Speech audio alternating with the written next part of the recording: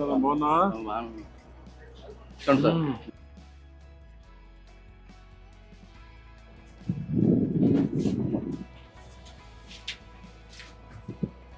మొత్తం షాపు రేకులు బట్టి ఎన్నేళ్ళ నుంచి చేస్తున్నా ఇది 37 సంవత్సరాలు పెట్టండి.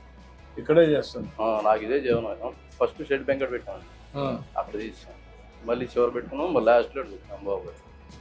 ఉదయం వచ్చేసి మళ్ళీ మధ్యాహ్నం లంచ్కి పోతావా? 6 వస్తానండి. 6 వచ్చేసి 2 వరకు ఉంటా. 2 నుంచి మళ్ళీ 3:30 వరకే ఉంటా.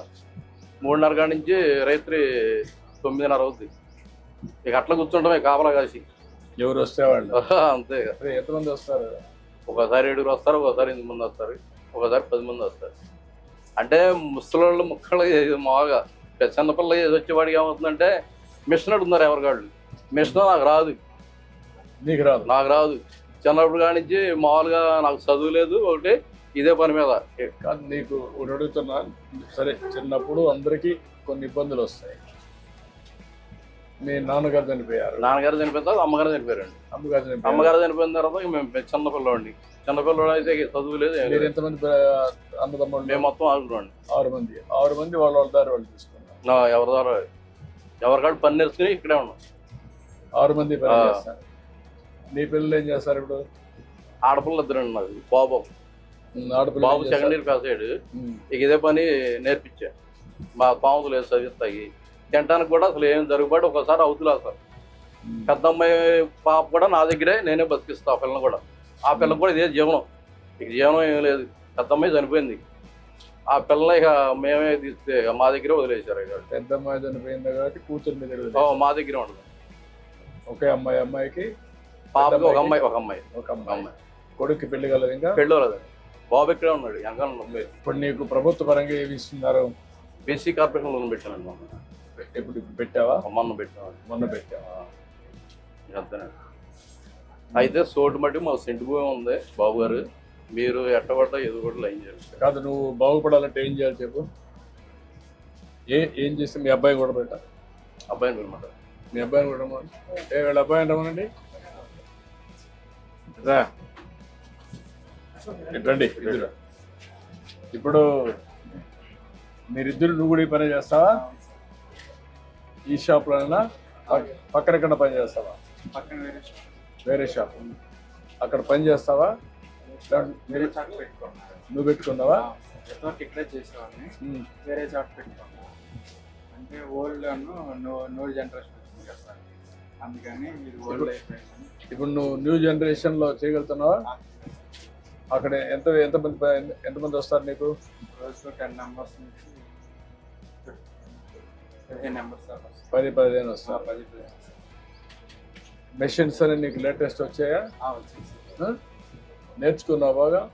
నేర్చుకున్నా సార్. లేటెస్ట్ టెక్నాలజీస్ అని మన విజయవాడలో వర్క్ నేర్చుకున్నాను. అక్కడ నేర్చుకున్నా. అక్కడ నేర్చుకుని వచ్చి. నీకు ఎంత వస్తుంది ఫర్ డే? 600 to 700. 500 వస్తుంది. ఖర్చులు ఎంత పోతుంది? ఖర్చు 200 to 250 సార్. ఒక 200-300 మిగులుతుంది. 200-300 అంటే 300 వేసుకున్నా 10,000 రూపాయలు వస్తుంది. అంతేనా? అంతే సార్. మళ్ళీ వారానికి ఒక రోజు మంగళవారం హాలిడే అవుతుంది. అది పోతుంది కదా. మళ్ళీ శుక్రవారం ఒకటి పోతుంది సార్. శుక్రవారం పెద్దగా రాదు. మీరు మీ నాన్న ఈ పని చేశాడు, నువ్వు ఈ పని చేస్తున్నావు. నువ్వేం చదువుకున్నావు? నేను ఇంటర్ దాకా చదివాను సార్.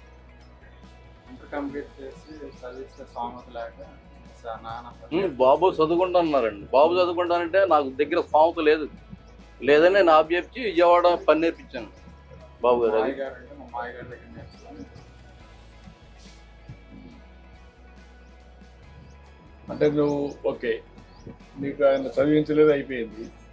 నువ్వు తర్వాత ఏమైనా ప్రయత్నం చేస్తున్నావు చదువుకోవడానికి కూడా ఈ పని చేస్తూ?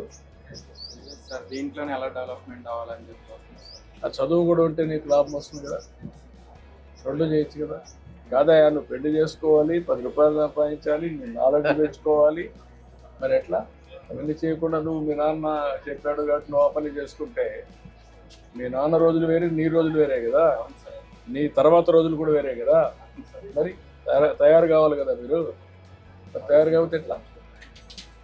ఇప్పుడు మీరిద్దరు కలిసి ఎట్లా పైకి వస్తారు, ఫ్యామిలీ యాజ్ యూనిట్గా ఎట్లా పైకి వస్తారు, ఏం చేయాలి చెప్పండి మీరు నాకు. నేను ఏం చేస్తే మీరు బాగుపడతారు? ఉండడానికి ఒకటి ఇల్లు కావాలి సార్. ఇల్లు ఓకే కట్టిస్తాను. తర్వాత షాప్ పెట్టుకోవడానికి ఒక ల్యాండ్ ఊర్లో ల్యాండ్ ఉందా? అంటే మళ్ళీ సెంటర్లో ఉండాలి కదా. ఇప్పుడు నేను అన్ని చేయడానికి ఆలోచిస్తున్నా. షాప్ కట్టుకోవాలంటే ఎంత అవుతుంది? అర్సెంట్ సెలవు. షాప్ అయితే అర్సెంట్ సరిపోదు సార్. ఇల్లుకు సెంట్ కావాలి, 2-3 సెంట్లు కావాలి. 3 సెంట్లు గ్రామీణ ప్రాంతాల్లో 3 సెంట్లు కావాలి. నేనేమనుకున్నాను, నీకు 3 సెంట్లు, బాబుకు 3 సెంట్లు ఇస్తే ఆయన పెళ్లి చేసుకుని మళ్ళీ ఉండాలి అట్లా కదా. బాబు పక్కన 2 ఇల్లు కట్టిస్తాం, అది మంచిది. నీకు సెపరేట్ ఇల్లు కట్టిస్తా, ఆయనకి పక్కన ఉంటాయి. ఇద్దరు ఒకటే ఇక్కడ ఉంటారు, ఒకరినొకరు తీసుకుంటారు. ఒక సెంట్లో తీసుకొని ఒక షాప్, మంచి షాప్ పెడతాం. ఇద్దరు కలిసి దాన్ని డెవలప్ చేస్తారు. అది వర్కౌట్ చేస్తాను నేను. అట్లా చేయండి బాబు గారు. రా. అది గుడ్. ఇప్పుడు అన్నీ ఆటోమేషన్ అవి తీసుకొచ్చా, ప్రస్తుతానికి మీకు ఉపయోగపడతాయి. నేను చూశాను మీవన్నీ. పాత సరుకులు అన్నీ ఉన్నాయి, మొత్తం పాతవే. చాలా ఆ షాపులు ఇబ్బందులు ఉన్నాయి మీకు, అందుకే నేను ఇవన్నీ తీసుకొచ్చాను. సరే, ఇది వాడండి మీరు.